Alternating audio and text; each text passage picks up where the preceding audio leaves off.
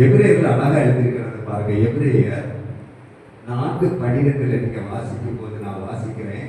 தேவனுடைய வார்த்தையானது ஜீவனும் வல்லமையும் உள்ளதாயும் இருபுறமும் கருக்குள்ள எந்த பட்டயத்திலும் கருக்கானதாயும் ஆத்துமாக்களை ஆவியையும் கணுக்களை ஊடுகளை பிரிக்கத்தக்கதாக உருவ குத்துகிறதாயும் இருதயத்தின் நினைவுகளையும் யோசனைகளையும் வகையறுக்கிறதுமாயிருக்கிறது. தேவனுடைய வார்த்தை எப்படி இருக்கிறது? இருபுறமும் கருக்குள்ள இதுவரைக்கும் நீங்க பார்த்திராத எந்த பட்டயத்திலும் கருக்கானதும் ஆத்மாவை ஆவி கணுக்கள் ஊடுகளை உருவ பிரிக்கிற ஒரு வல்லமை உள்ள ஒரு பட்டயமா இருக்கிறது. அப்போ இந்த வார்த்தை தான் நம்மளை உருவாக்குகிறது. இந்த வார்த்தை தான் நம்மளை பிரித்து பார்க்கிறது.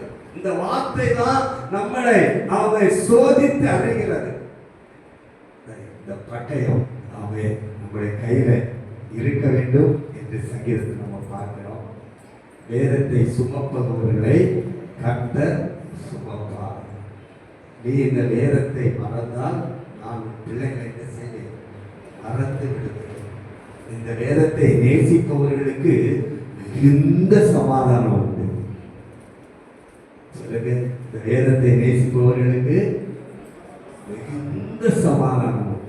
இந்த பாஸ்டி பிரேயர்ல நான் சொன்னேன் எப்படின்னா, இந்த வேதாகமத்தை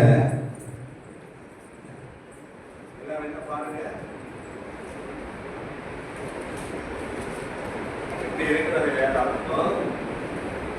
இதுல இருளான மனிதர்கள் வரிசையா வராங்க. இது உள்ளோடி போறாங்க. வெளியே வரும்போது வெளிச்சமா வராங்க. ஆமென் சொல்லுங்க. அல்லேலூயா, அல்லேலூயா.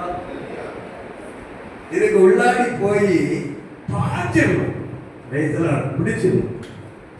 உள்ள போய் அப்படியே எல்லாவற்றையும் மேய்ந்து எல்லாவற்றையும் படித்து எல்லாவற்றையும் உட்கொண்டு நல்ல புஷ்டியும் கொழுங்கை உள்ளவர்களாய் கர்த்தரை மாற்றும், வெளிச்சம் உள்ளவர்களாய் மாற்றும். காஞ்ச மாடு புல்லு மேல எப்படி பாயம்? இதுவரைக்கும் நம்ம இதை பற்றி தெரியாம காஞ்சி போய் இருந்தோம். இப்படி இந்த வார்த்தையை கண்டதும் நமக்கு ஒரு ஈடுபாடு வந்து அப்படியே பாஞ்சி பிடிச்சிடும் ஒவ்வொரு வார்த்தை. இன்னைக்கு ஆண்டவர் சொன்ன தந்த நல்ல வார்த்தை, வாயில துதி கையில பட்டை. இதுதான்